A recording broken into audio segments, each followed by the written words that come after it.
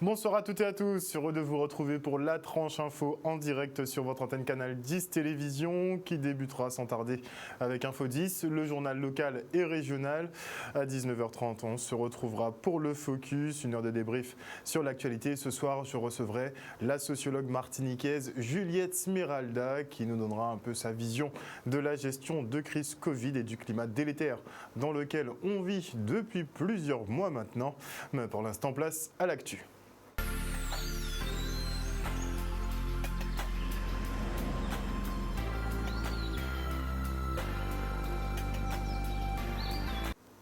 Nous sommes le lundi 6 septembre 2021 et la 4e vague est bientôt derrière nous. Voilà 2 semaines que tous les indicateurs sont en baisse. Sur la période du 30 août au 5 septembre, les autorités dénombrent 2760 nouveaux cas de Covid en Guadeloupe contre 3187 cas la semaine d'avant. Le taux de positivité perd 4 points et passe à 10,1%. Idem pour le taux d'incidence qui baisse drastiquement, passant de 845 à 432 pour 100 000 habitants. Le nombre d'hospitalisations également diminue et on retrouve actuellement 59 patients hospitalisés en réa Covid. On enregistre 16 décès supplémentaires depuis vendredi, ce qui porte à 59 le nombre de morts cette semaine contre 100 la semaine dernière. Un variant Delta plus contagieux mais moins virulent qui a fait donc d'énormes dégâts en Guadeloupe avec environ 300 décès sur la période du 10 au 31 août, de quoi s'interroger sur la gestion de crise en elle-même et vilipender pour cette gestion désastreuse. La direction du CHU de Pointe-à-Pitre s'explique. Pendant plusieurs semaines, les prises en charge étaient soumises à conditions, un tri qui visait à prioriser en fonction des comorbidités et des chances de survie sans séquelles. Si certains médecins et soignants venus d'Hexagone en renfort soulignent le manque cruel de moyens et d'organisation, la CME pointe du doigt un nombre de places insuffisant en réa pour faire face au nombre de cas conséquents. Elle tenait à préciser que la communauté médicale s'attache à soigner tout le monde sans distinction, contrairement à ce que de nombreux messages et témoignages sur les réseaux laissent entendre.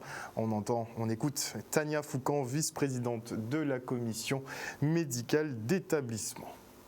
Compte tenu à différentes choses qui ont été racontées en fait sur les réseaux sociaux, nous souhaitons rappeler à tout le monde que la communauté médicale, les professionnels médicaux sont là pour soigner les patients, tous les patients, sans distinction ni d'âge, ni d'antécédents, de comorbidité ou de statut vaccinal. Nous sommes là pour soigner tout le monde. Nous sommes extrêmement choqués par ces amalgames.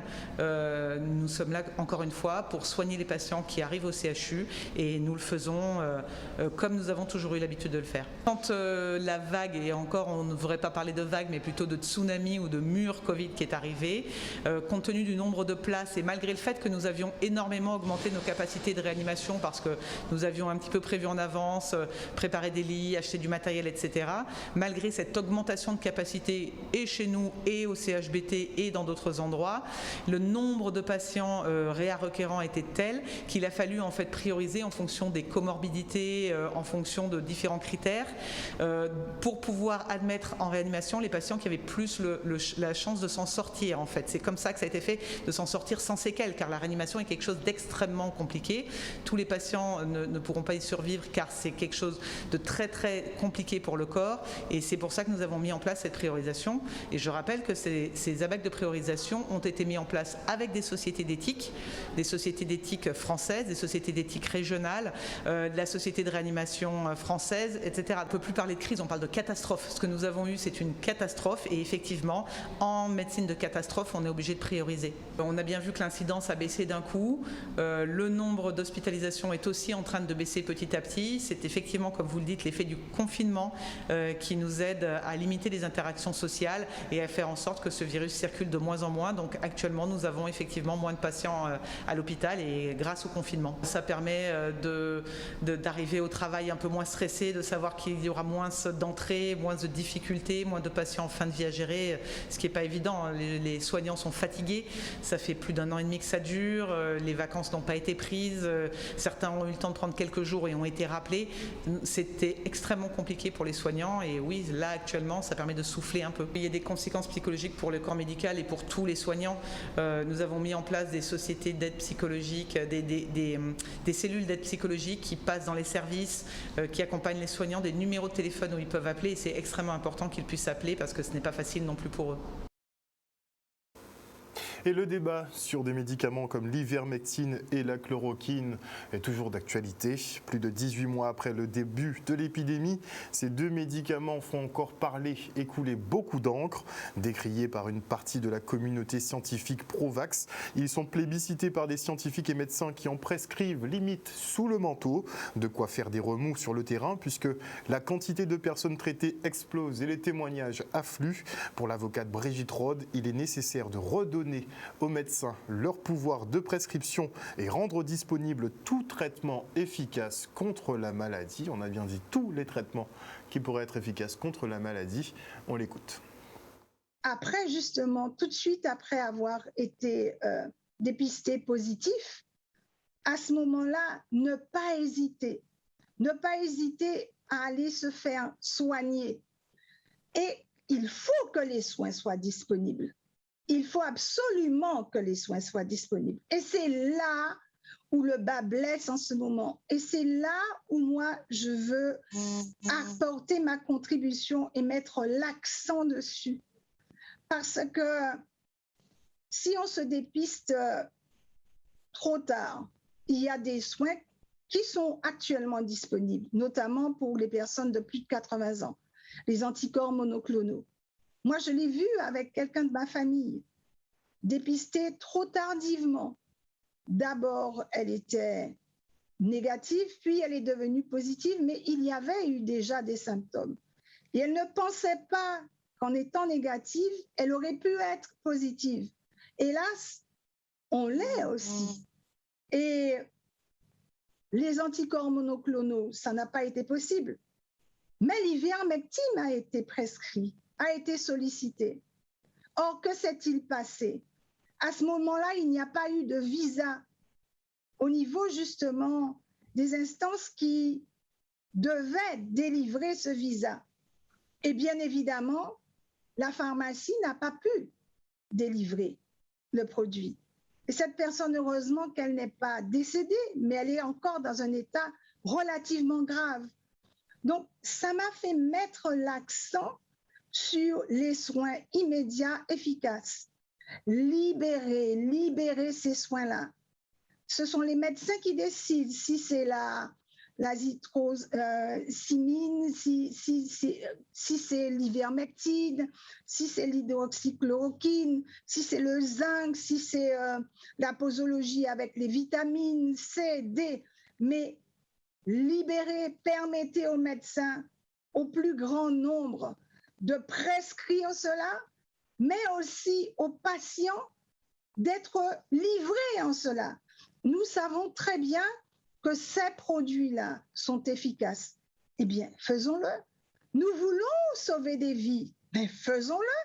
Il n'y a pas que le pan de la vaccination où près des 2/3 des Guadeloupéens, pas parce qu'ils sont contre le vaccin, mais parce pour eux, ça n'est pas suffisamment garantissant comme immunité. Donc, ils ne le prendront pas. Par contre, si nous avons effectivement ces soins qui sont sérieux, qui sont garantis, qui sont prouvés, qui sont efficaces, libérons-les pour justement enrayer le mal très, très vite, permettre à notre population, à notre peuple de se remettre sur pied et d'avoir cette immunité qui vient du fait qu'on a pu combattre, on a les anticorps et on est victorieux de cela. Une population qui est vraiment perdue effectivement entre les discours des médecins qui disent qu'il n'y a pas de traitement efficace contre le Covid-19 et d'autres médecins qui en prescrivent et qui arrivent à soigner des gens. Ça crée vraiment un paradoxe effectivement sur le terrain. Et on continue avec le cyberbus de la région Guadeloupe qui s'est transformé dernièrement en Vaxibus. Après avoir sillonné les routes du département pour démocratiser l'Internet, eh bien, le véhicule sert maintenant de vaccinodrome mobile.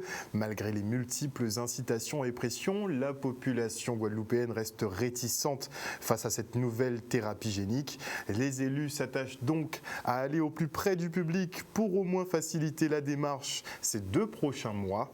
Lancement de la campagne à Trois-Rivières, c'était ce week-end, le reste en images.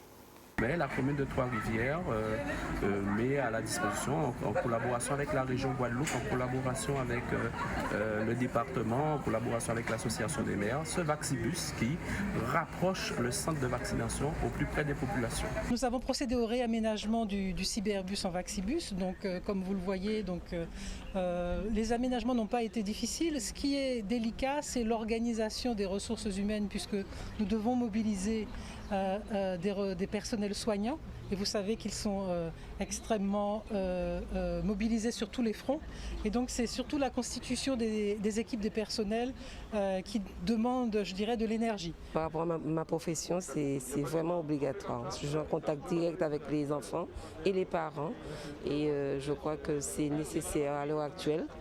On voit bien ce qui se passe dans le monde et surtout en Guadeloupe. Et moi, je voulais être protégée, protéger les autres. Nous nous sommes rendus compte qu'il y avait une demande de personnes éloignées des vaccinodromes, des personnes qui ont besoin de se faire vacciner, qui ont cette volonté de le faire, qui ont pris la décision personnelle de se faire vacciner. Certains de mes collaborateurs m'ont proposé de mettre à disposition le cyberbus et l'équiper en Vaxibus. Bien, tout de suite, j'ai donné mon accord. Et aujourd'hui, avec des médecins, avec des infirmiers, des internes, nous tournons sur 20 communes de la Guadeloupe. On a commencé aujourd'hui à Trois-Rivières et on s'est rendu compte que très tôt ce matin, la population a commencé à se déplacer pour se faire vacciner. Donc on s'est dit qu'il y avait effectivement un besoin. Et malgré un taux de vaccination largement supérieur à la Guadeloupe continentale, Terre de Haut n'a pas échappé à la 4e vague. Plus de 50% de la population a déjà été injectée. Les campagnes se poursuivent chaque semaine. Il y a quand même eu des cas et même des décès, ce qui a un peu affolé la population. On fait le point avec le maire. Il y a un aspect beaucoup plus prégnant et je l'ai ressenti pendant cette période de vacances, où les gens me disaient, voilà, les administrés, ça fait 2 ans, enfin 2 périodes de suite qu'on n'a pas fait la fête du 15 août, par exemple.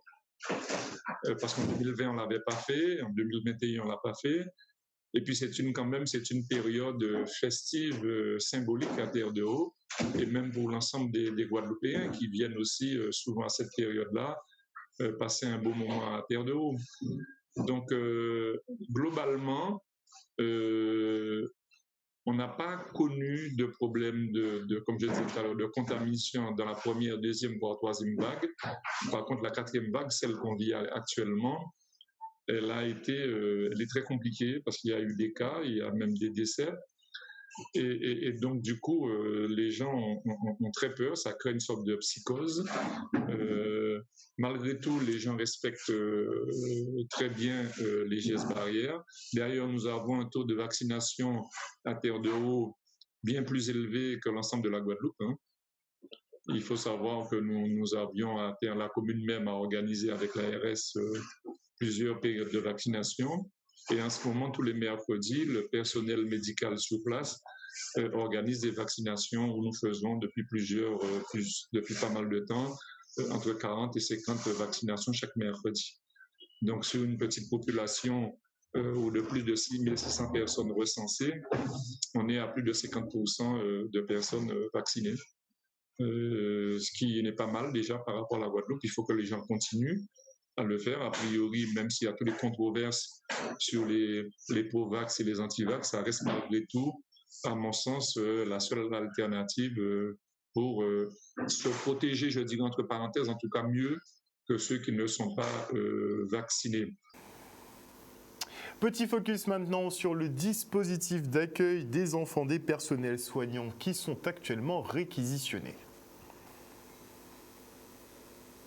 Donc la cohérence cardiaque, c'est un exercice très... Lamentin a toujours, depuis la première vague de la Covid, participer à cette action qui consiste à accueillir les enfants, des soignants et des personnels qui sont réquisitionnés dans le cadre de la lutte contre la Covid. Aujourd'hui, nous recevons 10 enfants. Enfin, 10 enfants sont arrivés sur 11. Il s'agit d'enfants de personnel réquisitionnés pour la gestion de la crise. Nous avons des enfants qui vont de la maternelle jusqu'à l'élémentaire, donc aujourd'hui de grande section jusqu'à CM2. Et cet accueil se fait du lundi au vendredi, sauf le mercredi, de 8h à 15h. Cette fois-ci, on a une situation encore plus compliquée, encore plus difficile, donc il est encore plus important pour nous d'accompagner ces soignants qui se donnent corps et âme pour sauver des Guadeloupéens. Ils sont pris en charge par des enseignants. Donc ce travail est fait à la demande du rectorat et c'est les communes volontaires qui ont pris en charge cet accueil. Et les enseignants sont mobilisés, les enseignants volontaires, pour prendre en charge ces enfants et faire avec eux un peu comme vacances apprenantes. Il s'agit de faire des jeux et de faire des révisions en même temps, mais non pas d'avancer sur le programme pour ne pas faire de différence avec les autres enfants qui ne sont pas encore reçus. C'est l'occasion pour moi de leur dire merci parce que je sais que c'est dans des situations compliquées aujourd'hui que les soignants travaillent et qu'aujourd'hui ce sont des héros, je dis ça bien, de cette lutte contre la Covid en Guadeloupe. Donc c'est tout à fait normal que la municipalité puisse aider ces soignants qui se mettent au service des Guadeloupéens pour sauver des vies. Un reportage signé Maxime Morel. Et en cette période où effectivement on a beaucoup de discours anxiogènes, on a tous limite un petit peu cru qu'on allait mourir du Covid, littéralement, puisque c'est vrai qu'avec le matraquage, ça commence un peu à peser sur les esprits. Et il ne faut pas oublier que le stress contribue à nous éliminer assez rapidement, puisque le stress tue effectivement. Alors on vous donne une petite technique, ça s'appelle la cohérence cardiaque.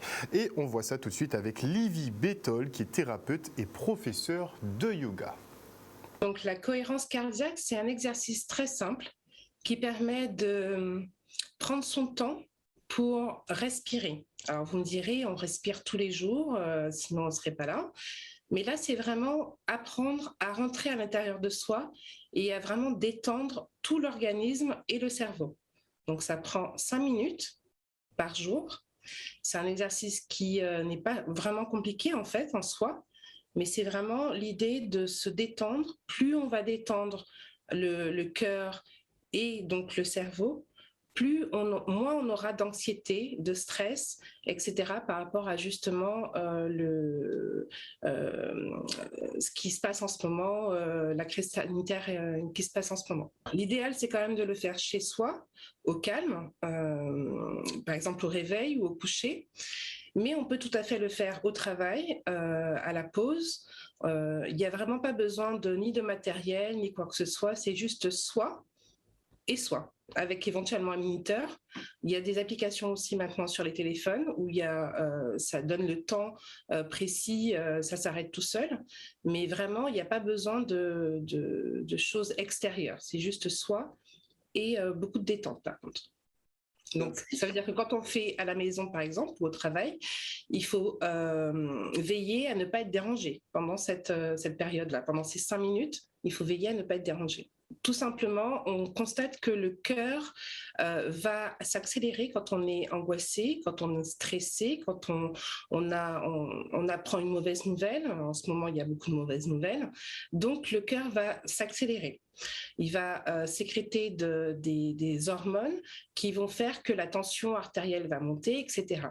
Donc, en travaillant sur le rythme cardiaque, c'est ce qu'on appelle la cohérence cardiaque, en travaillant sur ce rythme cardiaque, on va aussi abaisser les fréquences au niveau du cœur, au niveau du cerveau. Donc, si mon cœur est détendu, mon cœur, mon organe, mon muscle du cœur est détendu, mon cerveau sera lui aussi détendu. Donc c'est vraiment un vase communicant. Plus je suis détendu au niveau de mon cœur, plus au niveau de mon mental, je serai détendu. Et vice-versa. Si au niveau du mental, je suis complètement agitée, je suis complètement perturbée, forcément, ça va agir aussi sur la pression artérielle au niveau de mon cœur. N'hésitez pas à rester cool et zen. Et puisque tout le monde ne meurt pas du Covid, et bien heureusement, on souhaite un très très très joyeux anniversaire à Hélène Roux qui fête aujourd'hui ses 100 ans. Et c'est une femme rayonnante et à la mémoire d'éléphant que nous avons rencontrée. C'est extraordinaire. Regardez. Elle fait partie des femmes du pays qui ont porté très haut même la culture guadeloupéenne. Et maintenant on en parle comme si on l'avait découverte, mais Madame Rousse et d'autres personnes, à l'époque avec son ballet Les Émeraudes, elle a fait voyager la culture guadeloupéenne et hors du voyage même, elle a permis à des jeunes de s'imprégner de la culture, d'avoir une fierté guadeloupéenne. Je ne pensais pas du tout atteindre cet âge-là. Je ne pensais pas du tout. Je remercie Dieu de me permettre de l'avoir acquis. Pour avoir à vous remercier tous. Je vous remercie infiniment. C'est important pour toute la famille d'être présent, surtout pour un si bel âge, 100 ans. Et donc on est content pour elle, qu'elle puisse vivre ça. Madame Rouge, je la connais depuis suffisamment longtemps pour dire que c'est une femme extraordinaire. Ce qui m'impressionne toujours, c'est sa mémoire. Quand elle commence à vous raconter des choses, à vous donner des dates précises, alors là, je suis bluffé. Je trouve qu'à son âge, vouloir faire le tour de la Guadeloupe, s'intéresser à tout ce qui se passe au téléphone, quand il y a le carnaval, et c'est que j'aime le carnaval. Elle dit, tu as vu le carnaval de Basse-Terre, comment c'était fantastique? Et tu as vu ce groupe et ce groupe, enfin voilà, donc elle s'intéresse à tout, à la politique, à la vie sociale, voilà. Son visage est rayonnant à 100 ans, une expression, on va dire, qui est belle, c'est à saluer. On a voulu être là, marquer le coup, même en période Covid, en contexte particulier. Un petit instant, on s'en va, on la laisse avec la famille, mais il fallait qu'on soit là pour montrer à celles et ceux qui ont servi le pays, on est encore là.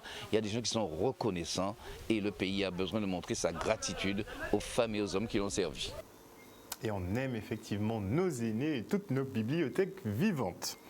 Et voilà, chers téléspectateurs, nous sommes arrivés au terme de ce journal. Rappel d'une des principales informations, à savoir que voilà 2 semaines maintenant que tous les indicateurs épidémiologiques sont en baisse. Sur la période du 30 août au 5 septembre, les autorités dénombrent 2760 nouveaux cas de Covid contre 3187 cas la semaine d'avant. Le taux de positivité perd 4 points et passe à 10,1%. Idem pour le taux d'incidence qui baisse drastiquement, passant de 845 à 432 pour 100 000 habitants.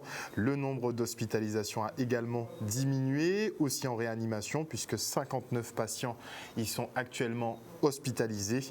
Et on enregistre 16 décès supplémentaires depuis vendredi, ce qui porte à 59 le nombre de morts cette semaine en Guadeloupe, contre 100 la semaine dernière. Passez une excellente soirée à l'écoute des programmes de Canal 10 Télévision. N'oubliez pas que chez nous, vous faites l'information que nous diffusons. Le journal local revient demain à 19h.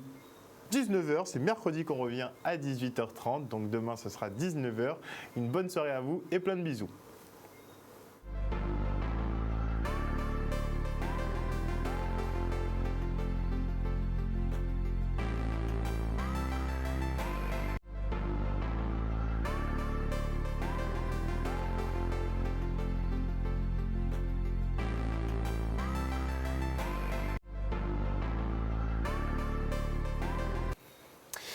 À venir dans la tranche info sur Canal 10 Télévision, le Focus, 1 heure de débrief sur l'actualité locale. Et comme je vous annonçais en début d'émission, ce soir je recevrai la sociologue martiniquaise Juliette Smiralda qui a adressé une lettre ouverte sur les réseaux sociaux.